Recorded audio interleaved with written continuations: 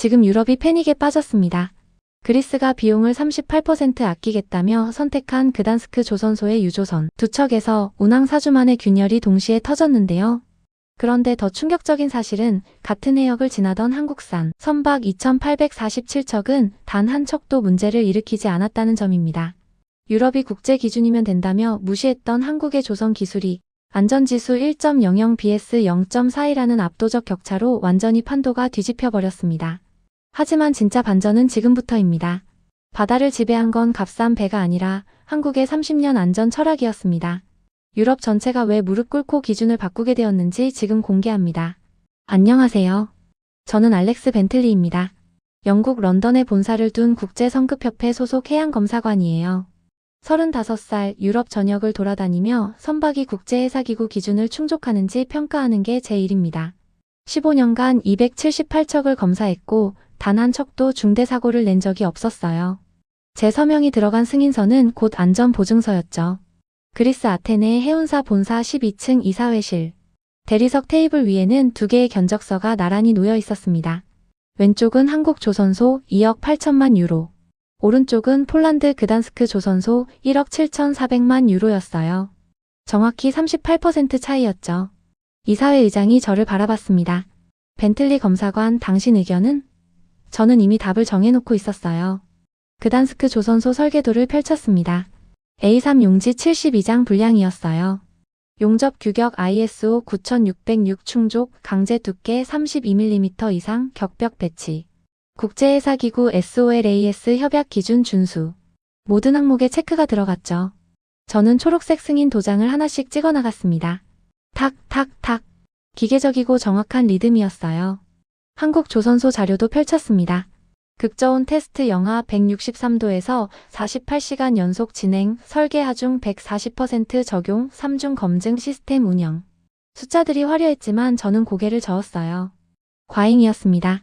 국제 기준은 100%만 요구하는데 140%를 적용한다는 건 불필요한 비용 낭비였죠. 안전과 과잉은 다른 거라고 생각했어요. 한국 기술은 훌륭합니다만 지나치게 보수적이에요. 제가 말했습니다. 이사회 의장이 눈썹을 치켜 올렸어요. 15년간 함께 일했는데 이제 와서 바꾸자고? 저는 서류 뭉치를 테이블 중앙으로 밀었습니다. 국제 기준만 충족하면 됩니다. 한국은 기준을 지나치게 높여서 스스로 비싸게 만드는 겁니다. 목소리에 확신이 가득했죠. 재무이사가 계산기를 두드렸어요. 딸깍 딸깍 딸깍. 1억 유로 절감이면 신규 항로 3개를 개설할 수 있습니다. 회의실 공기가 달라졌어요. 이사들의 시선이 그단스크 견적서로 쏠렸죠. 저는 ISO 9001 인증서와 유럽연합 적합성 평가서를 꺼내 보였습니다. 모든 국제 기준을 충족했습니다. 문제 없어요. 한 명이 물었어요. 한국 배는 지난 10년간 중대 사고가 단 한 건도 없었습니다. 그단스크는? 저는 통계 자료를 펼쳤죠. 그단스크도 최근 5년간 무사고입니다. 기준만 지키면 결과는 같아요. 사실 그단스크는 건조 척수가 한국의 8분의 1에 불과했지만 그 얘기는 하지 않았습니다. 중요한 건 기준 충족 여부였으니까요. 표결이 시작됐어요. 이사 9명 중 8명이 손을 들었습니다. 단 한 명, 백발의 선장 출신 고문만이 팔짱을 낀 채 입을 다물고 있었어요. 고문님, 의견 없으십니까? 의장이 물었죠. 노인은 천천히 고개를 저었습니다.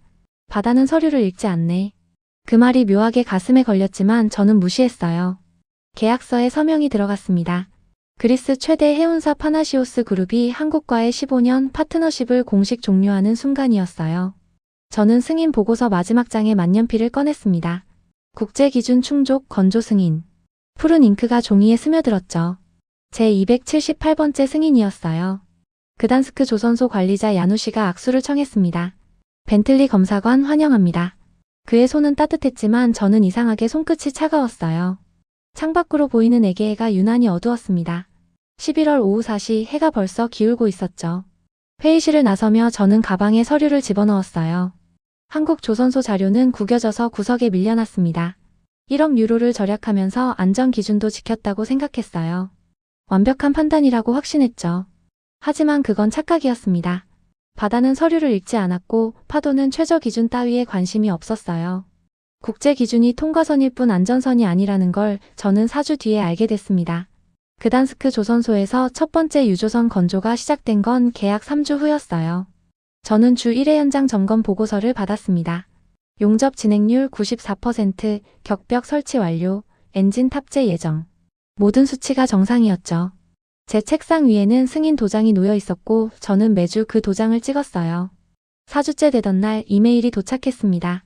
발신자는 그리스 유조선 1번선 선장 디미트리스였어요. 제목은 엔진룸 진동 이상 보고였죠.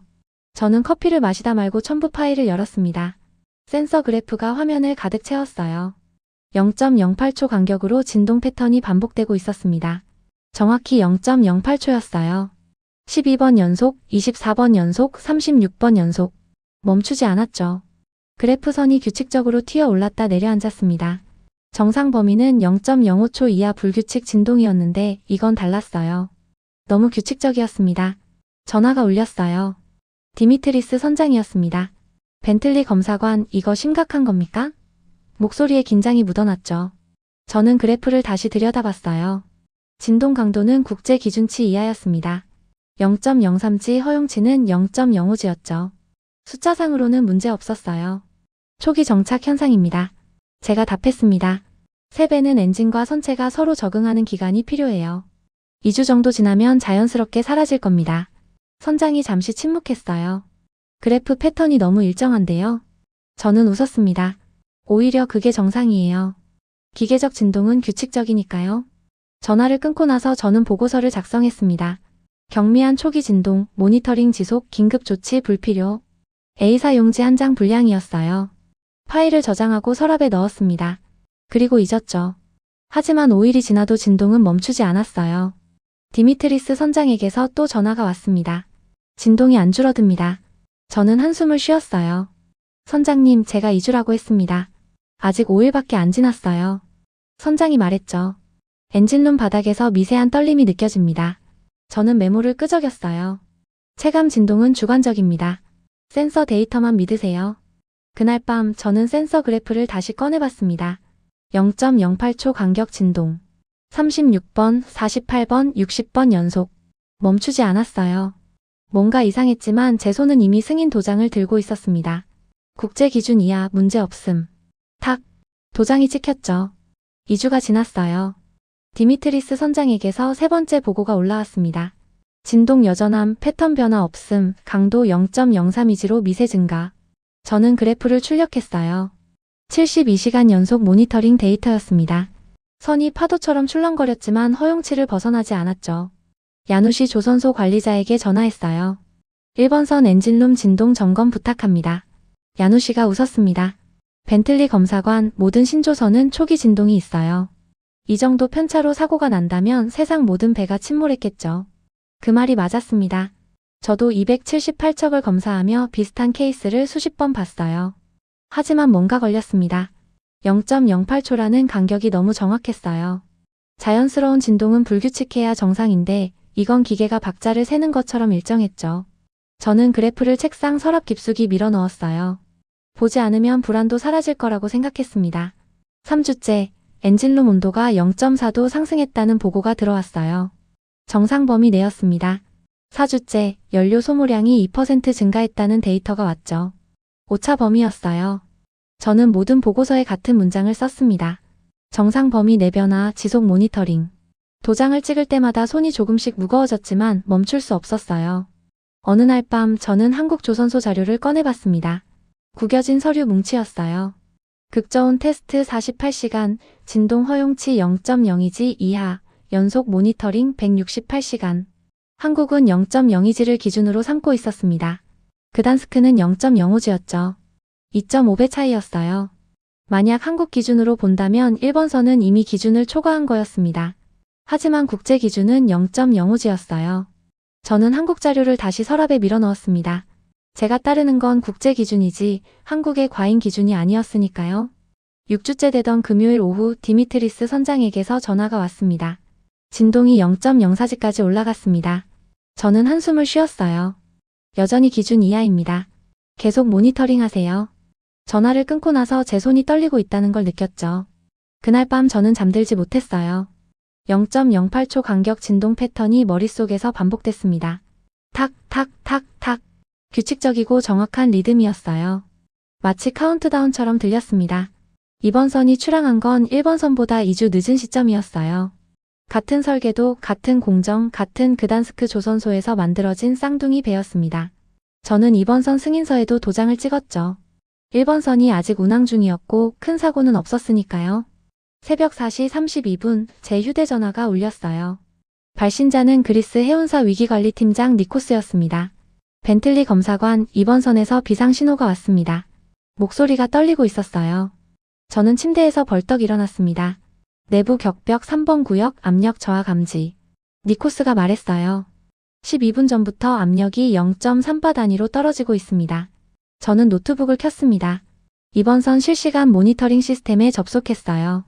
화면에 빨간 경고등이 떴죠. 격벽 3번 구역 압력 4.2바에서 3.9바로 하락, 12분간 0.3바 감소, 추세 지속 중. 심장이 빠르게 뛰었어요. 격벽 압력 저하는 구조적 문제를 의미했습니다. 용접 결함이나 균열이 발생하지 않는 한 압력은 떨어지지 않았죠. 저는 즉시 이번 선 선장 안토니오스에게 전화를 걸었어요. 선장님, 현장 상황은? 안토니오스가 숨을 헐떡이며 답했습니다. 격벽 근처에서 금속 삐걱거리는 소리가 들립니다. 즉시 감속하세요. 제가 지시했어요. 엔진 출력을 70%로 낮추고 격벽 3번 구역 접근 금지 조치 내리세요. 전화를 끊고 나서 저는 1번 선 데이터를 다시 열었습니다. 0.08초 간격 진동, 6주간 지속 현재 0.04지. 그리고 이번 선 격벽 압력 저하 12분간 0.3바 하락. 2배의 문제가 겹치고 있었어요. 우연일 수 없었습니다. 저는 야누시 조선소 관리자에게 긴급 전화를 걸었어요. 이번 선 격벽에 문제가 생겼습니다. 즉시 설계도를 재검토해 주세요. 야누시가 당황한 목소리로 답했죠. 벤틀리 검사관, 우리는 국제 기준을 모두 충족했습니다. 제가 소리쳤어요. 기준 얘기는 그만하세요. 지금 배가 바다 한가운데서 무너지고 있다고요. 새벽 6시 이번 선에서 두 번째 보고가 왔어요. 격벽 압력 3.9바에서 3.6바로 추가 하락, 균열 발견, 길이 12cm, 확산 속도 시간당 2cm. 저는 모니터를 응시했습니다. CCTV 화면에 격벽이 보였어요. 은빛 금속 표면에 검은 선이 그어져 있었습니다. 마치 누군가 칼로 그은 것처럼 선명했죠. 10분이 지났어요. 균열이 14cm로 늘어났습니다. 20분 후 16cm. 실시간으로 갈라지고 있었어요. 저는 손으로 얼굴을 감쌌습니다. 제가 승인한 배였어요. 제 서명이 들어간 278번째 배가 바다 위에서 무너지고 있었죠.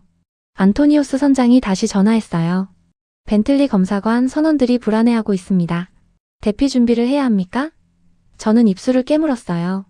대피 지시를 내리면 이 사고가 공식화됩니다.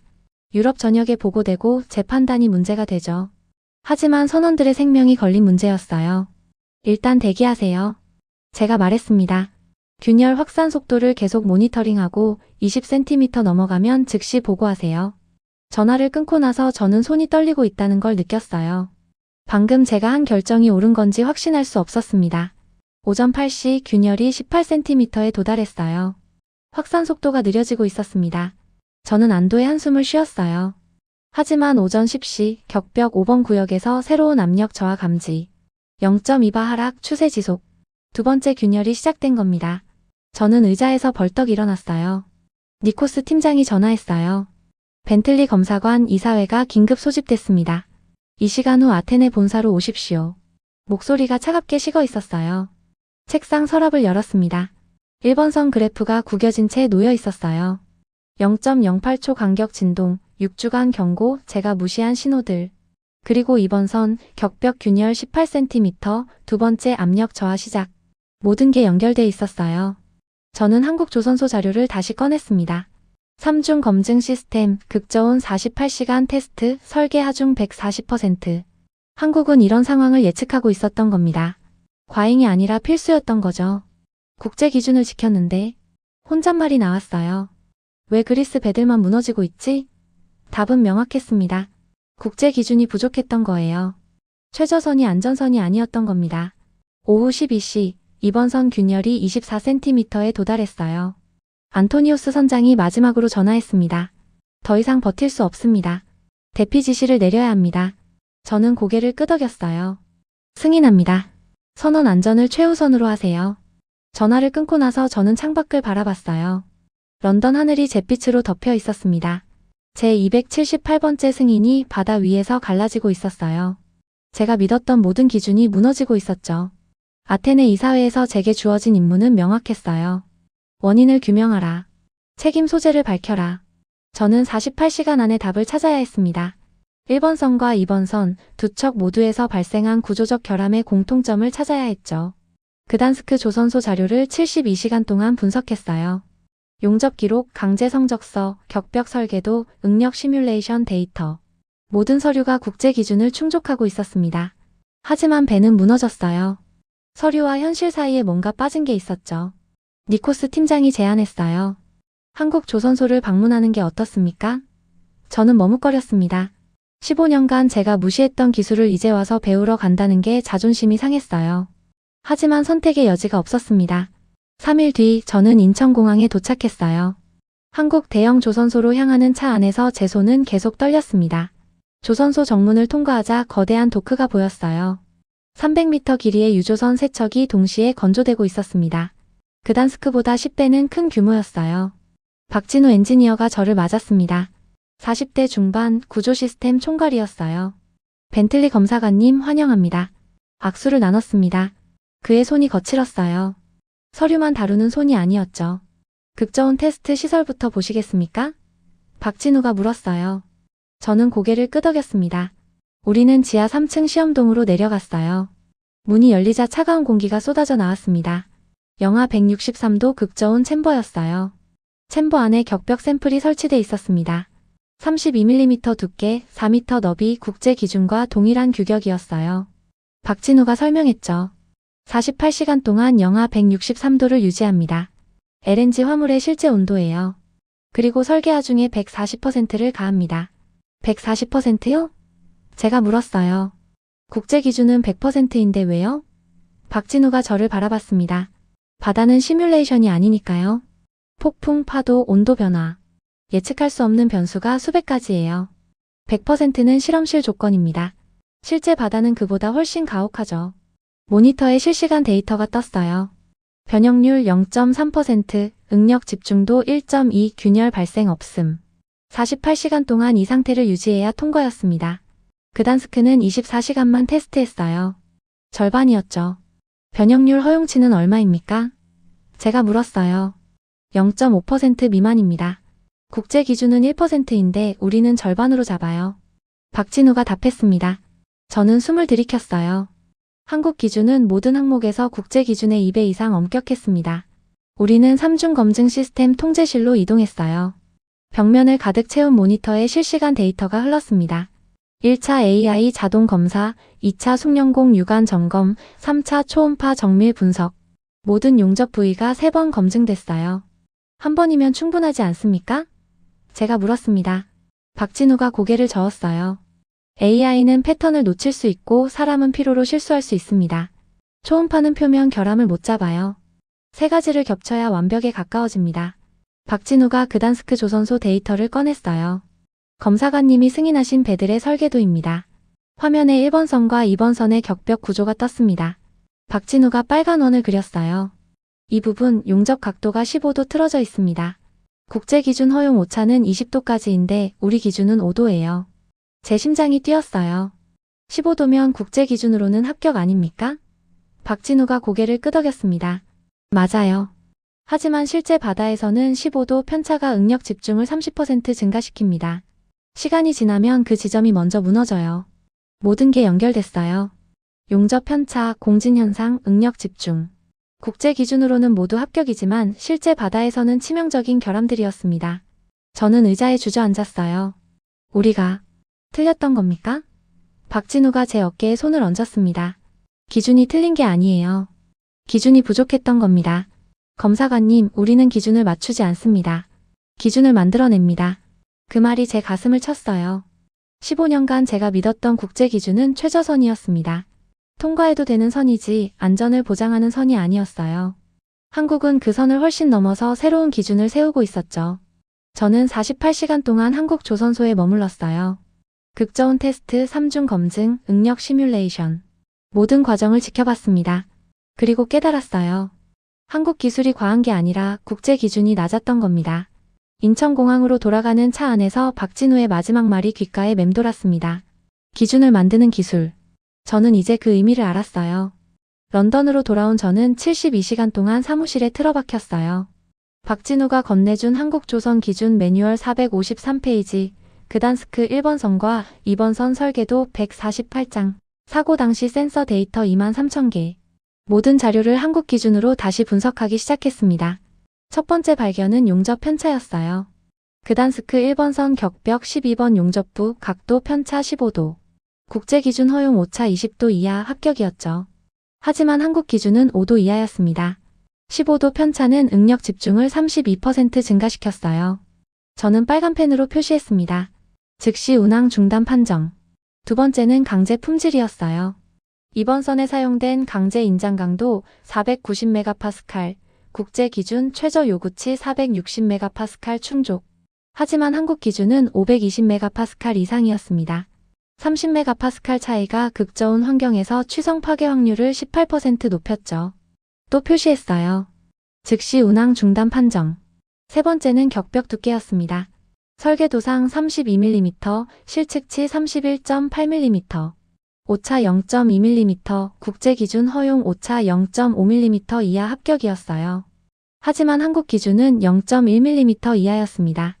0.2mm 차이가 균열 확산 속도를 25% 높였죠. 네 번째, 다섯 번째, 여섯 번째. 저는 계속 찾아냈어요. 모든 항목이 국제 기준으로는 합격이었지만 한국 기준으로는 불합격이었습니다. 그리고 그 모든 불합격 항목들이 사고의 직접적 원인이었어요. 48시간째 저는 최종 분석 결과를 정리했습니다. 한국 기준으로 재검증했을 때 1번 선과 2번 선에서 발견된 즉시 운항 중단 판정 구역은 총 6개였어요. 격벽 3번, 5번, 8번, 엔진 마운트 2번, 화물탱크 연결부 7번, 선미 격실 4번. 모두 사고 발생 지점이거나 고위험 구역이었습니다. 저는 의자에 기댔어요. 자존심이 무너지는 소리가 들렸습니다. 15년간 제가 승인한 278척. 그중 몇 척이나 이런 상태였을까요? 국제 기준을 믿고 도장을 찍었지만 실제로는 바다 위의 시한폭탄이었던 건 아닐까요? 니코스 팀장에게 전화했어요. 중간 보고 드리겠습니다. 목소리가 갈라졌습니다. 니코스가 물었어요. 결론이 나왔습니까? 저는 숨을 들이켰습니다. 문제는 배가 아니라 우리가 믿어온 그 최저 기준이었습니다. 전화 너머로 긴 침묵이 흘렀어요. 니코스가 조용히 말했습니다. 이사회가 들으면 난리가 날 겁니다. 저는 알고 있었어요. 하지만 멈출 수 없었습니다. 72시간째 저는 보고서 작성을 시작했어요. 제목은 그리스 유조선 구조 결함 원인 분석 및 국제 안전 기준 재검토 제안이었습니다. A사 용지로 228쪽 분량이었어요. 보고서 1장 사고 개요. 2장 국제 기준 충족 현황. 3장부터 본론이었습니다. 한국 조선 기준과 국제 기준의 비교 분석. 용접 각도 오차 한국 5도 vs 국제 20도 강제. 인장 강도 한국 520메가파스칼 vs 국제 460메가파스칼. 격벽 두께 오차 한국 0.1mm vs 국제 0.5mm. 모든 항목에서 한국이 2배에서 4배 엄격했어요. 4장 실제 해양 환경 시뮬레이션. 국제 기준으로 건조된 선박이 견딜 수 있는 한계는 파고 12m, 풍속 25m까지였습니다. 하지만 실제 북대서양 겨울철 평균은 파고 14m, 풍속 30m였어요. 국제 기준이 실제 환경을 반영하지 못하고 있었죠. 5장 한국 3중 검증 시스템. AI 자동 검사 98%, 숙련공 유관 점검 1.5%, 초음파 분석 0.5% 추가 감지. 총 99.97% 정확도였어요. 그단스크는 96%였습니다. 6장 극저온 테스트 비교. 한국은 영하 163도에서 48시간 연속 변형률 0.5% 미만 유지. 그단스크는 24시간 1% 미만 허용.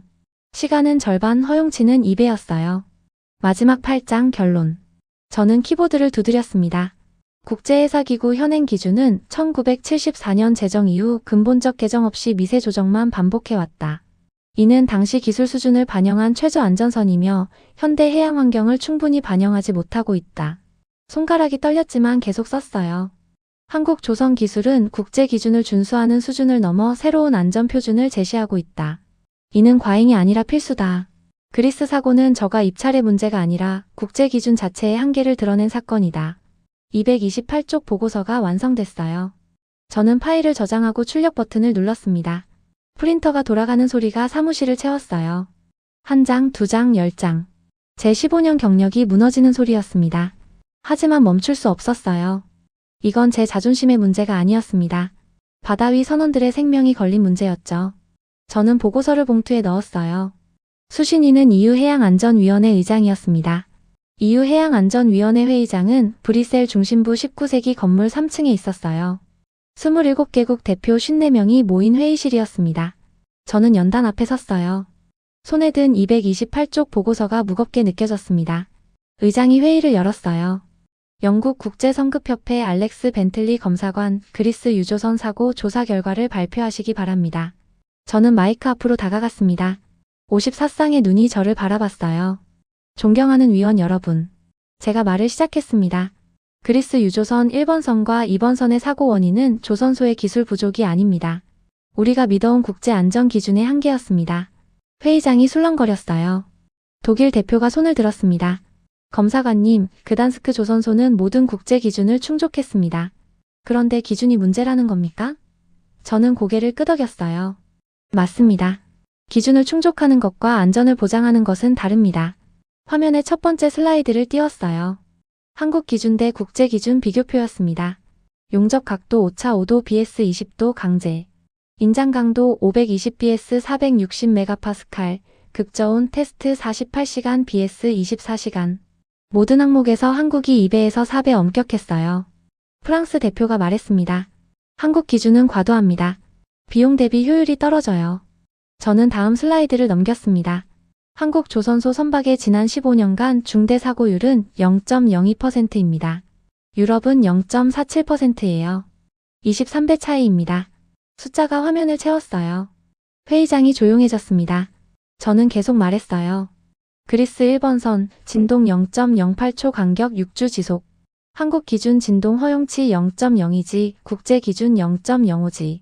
1번선은 국제 기준으로는 합격이지만 한국 기준으로는 3배 초과였습니다. 다음 슬라이드는 2번선 격벽 균열 사진이었어요. 12cm에서 24cm로 확산된 검은 선이 선명했습니다. 격벽 용접 각도 편차 15도. 국제 기준 허용 오차 20도 이하 합격. 한국 기준 5도 이하 불합격. 20도 차이가 응력 집중을 32% 높였고 결국 격벽이 갈라졌습니다. 스페인 대표가 손을 들었습니다. 한국 기준을 채택하면 비용이 38% 증가한다고 들었습니다. 저는 준비한 경제성 분석 자료를 펼쳤어요. 건조 비용은 38% 증가하지만 사고율 감소로 보험료가 22% 절감됩니다. 수명 연장으로 운영비가 15% 줄어들어요. 장기적으로는 12% 비용 절감 효과가 있습니다. 폴란드 대표가 일어났습니다. 그단스크 조선소가 있는 나라였어요. 검사관님은 폴란드 조선업을 공격하고 계십니까? 목소리에 분노가 섞여 있었습니다. 저는 그를 똑바로 바라봤어요. 아닙니다. 저는 유럽 전체를 위해 말하고 있습니다. 제가 답했습니다. 그단스크 조선소는 잘못이 없어요. 그들은 주어진 기준을 지켰습니다. 문제는 그 기준을 만든 우리예요. 1974년 이후 50년간 근본적 개정 없이 미세 조정만 반복한 우리말입니다. 마지막 슬라이드를 띄웠어요. 한국 안전지수 1.00, EU 안전지수 0.42. 격차가 화면에 크게 떴습니다. 회의장이 숨을 죽였어요. 그리스가 싸게 산 건 배가 아니라 위험이었습니다. 제가 말했습니다. 바다는 타협을 용서하지 않아요. 파도는 서류를 읽지 않습니다. 우리가 최저 기준만 지키면 바다는 그 최저 기준의 약점을 찾아냅니다. 의장이 물었어요. 검사관님의 제안은 무엇입니까? 저는 228쪽 보고서를 들어 올렸습니다. 한국 조선 기준을 유럽 공식 표준으로 채택할 것을 제안합니다. 5년 전환 기간을 두고 단계적으로 적용하되 신규 발주 선박은 즉시 적용해야 합니다. 그리스 대표가 일어났어요. 그리스는 한국 조선소와의 협력 복원을 준비 중입니다. 우리는 더 이상 최저 기준으로 배를 만들지 않을 겁니다. 네덜란드 대표가 이어서 말했어요. 네덜란드도 찬성합니다. 덴마크, 노르웨이, 핀란드 대표가 차례로 손을 들었습니다. 하지만 독일과 프랑스, 이탈리아는 침묵했어요. 조선업계 이해관계가 복잡한 나라들이었습니다. 저는 그들을 바라봤어요. 여러분, 제가 마지막으로 말했습니다. 우리는 기술을 선택하는 것이 아니라 생명을 선택하는 겁니다. 15년간 저는 국제 기준을 믿었어요. 하지만 그 기준이 부족했습니다. 한국 기준을 적용하지 않으면 그리스 사고는 반복될 겁니다. 의장이 표결을 선언했어요. 한국 조선 기준의 유럽 표준 채택권 찬성하시는 분은 손을 들어주시기 바랍니다. 저는 숨을 멈췄습니다. 회의장 전광판에 숫자가 올라가기 시작했어요. 전광판에 숫자가 올라가기 시작했어요. 1, 2, 3, 5, 8, 12. 찬성표가 계속 늘어났습니다. 저는 숨을 참았어요. 14, 16, 19, 21. 27개국 중 과반은 14표였습니다. 이미 넘어섰죠. 24, 25, 26. 숫자가 멈췄어요. 27개국 중 26개국이 손을 든 겁니다. 단 한 나라만 기권했어요. 회의장이 술렁거렸습니다. 의장이 말했어요. 26대 0 기권 1. 압도적 찬성으로 가결됩니다. 전광판에 UNANIMOUSAPPROVED라는 문구가 떴어요. 만장일치 통과였습니다. 저는 연단을 잡은 손에 힘이 빠지는 걸 느꼈어요. 15년 경력이 무너지는 순간이 아니라 새로운 기준이 세워지는 순간이었습니다. 독일 대표가 일어났어요. 기권표를 던진 나라였습니다. 독일은 산업계 조정기간이 필요해 기권했지만 방향성에는 동의합니다. 3년 전환 기간을 제한합니다. 의장이 고개를 끄덕였어요. 3년에서 5년 사이로 조정하겠습니다. 프랑스 대표가 말했습니다. 프랑스는 즉시 한국조선소와 기술협력협정을 체결하겠습니다. 이탈리아 대표가 이어서 말했어요. 이탈리아도 동참합니다. 지중해 항로의 안전을 위해서라도 필요합니다. 회의장 분위기가 완전히 바뀌었어요. 처음엔 저항하던 나라들이 이제는 앞다퉈 찬성하고 있었습니다. 유럽의 자존심과 생명 안전 사이에서 그들은 생명을 택한 겁니다. 그리스 대표가 다시 일어났어요. 그리스는 오늘 즉시 한국조선소와의 공식 파트너십 복원을 선언합니다. 15년간 함께했던 신뢰를 다시 쌓겠습니다. 목소리에 결연함이 담겨 있었어요. 38% 비용 절감을 위해 끊었던 관계를 이제는 안전을 위해 다시 잇는 겁니다. 의장이 저를 바라봤어요. 벤틀리 검사관, 유럽조선 안전기준 전환 태스크포스 책임자를 맡아주시겠습니까? 저는 잠시 망설였습니다. 15년간 제가 승인한 278척, 그중 몇 척이나 재검사가 필요할까요? 제 판단 착오를 직접 수습해야 하는 자리였어요. 하지만 저는 고개를 끄덕였습니다. 수락하겠습니다. 제가 시작한 일이었으니까요. 제가 끝내야 했습니다. 회의가 끝나고 저는 복도로 나왔어요. 그리스 대표 코스타스가 다가왔습니다. 벤틀리 검사관 감사합니다. 당신이 아니었다면 우리는 계속 같은 실수를 반복했을 겁니다. 악수를 청했어요. 저는 그의 손을 잡았습니다. 저야말로 죄송합니다.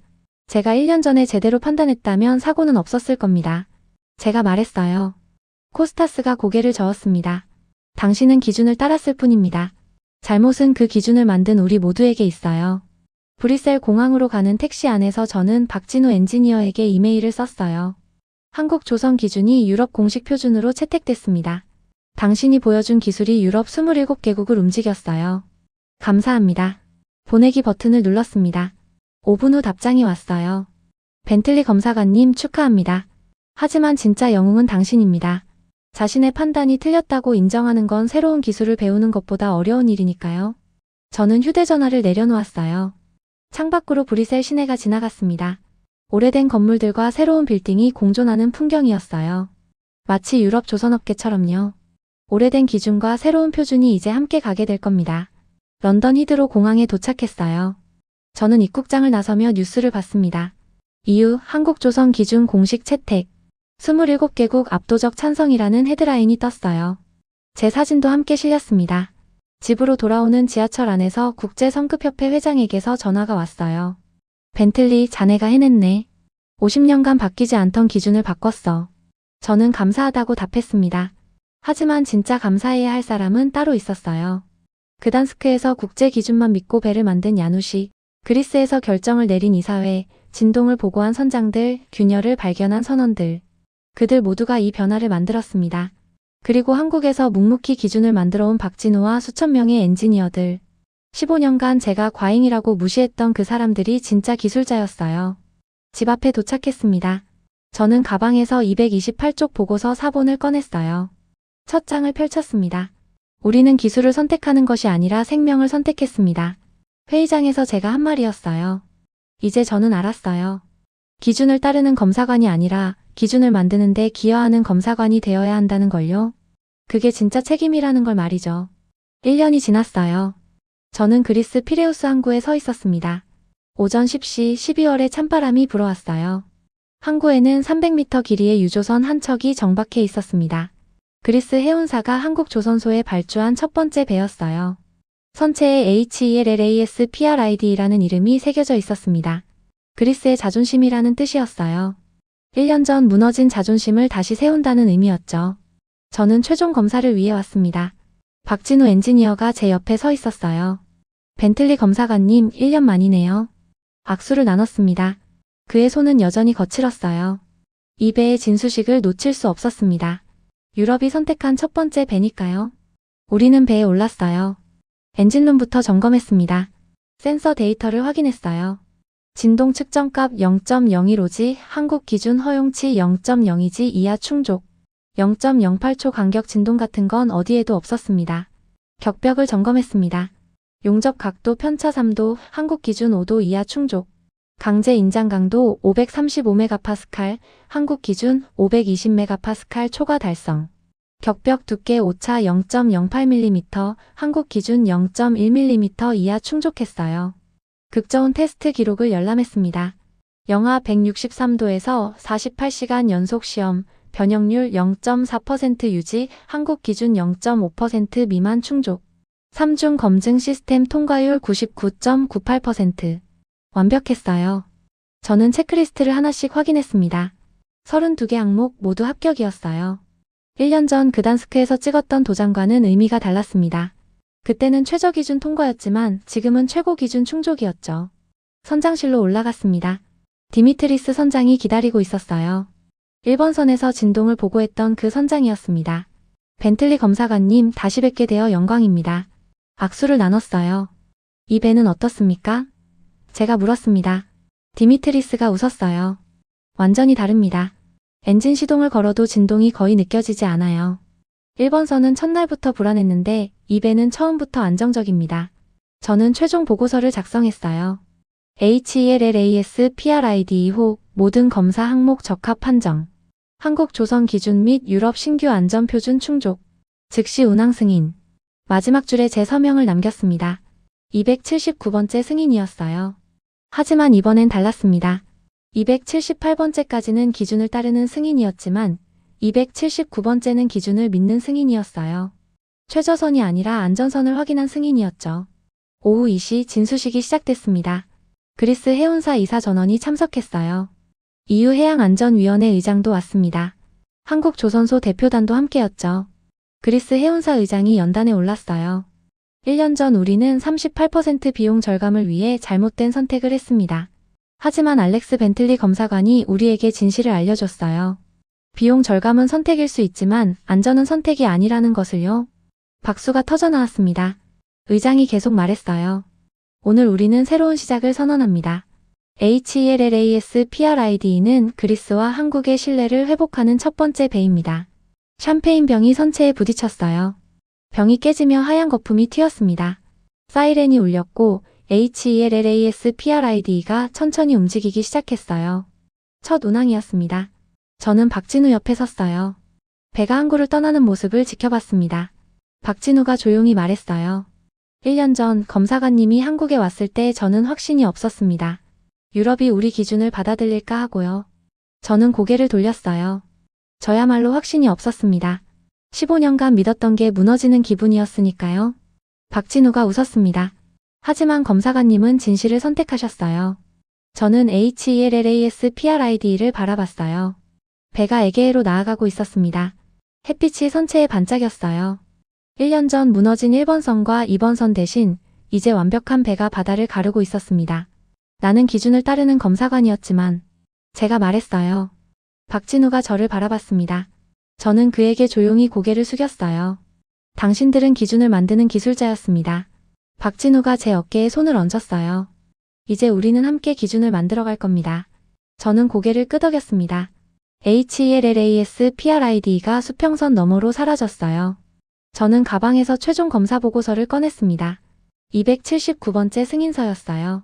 하지만 이건 끝이 아니라 시작이었습니다. 새로운 기준의 시작이었죠.